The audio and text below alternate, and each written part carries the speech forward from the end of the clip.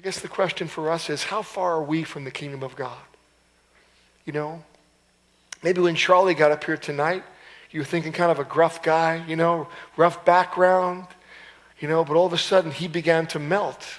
And you began to melt. I began to melt. I know Charlie really well. And all of a sudden I began to empathize with him more than I had. All of a sudden Charlie was a genuine guy, and he was demonstrating broken, tender heart, a tender love. And all of a sudden, even though I was pulling for him before, I was pulling for him more. And I was going, come on, Charlie. I'm with you, Charlie. Come on, Charlie. I'm proud of you, Charlie. Go get him, Charlie. Come on, you're responding to God, Charlie. Unconditional love is always convicting because it always gives us a glimpse of who God is. And all of us are hoping to see who God is.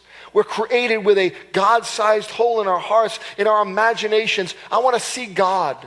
Some people, they don't see God in humans and look for God in nature. You see the glory of God in nature, but you see the person of God in people. If you're going to see God, he's more than a sunrise or a sunset. God's a person. God's a person who cares and feels and loves and is kind, and his character wants to be demonstrated through us.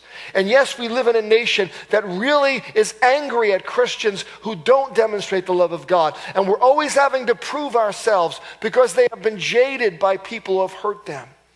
And yet, it is not only possible, it is God's will for that to happen.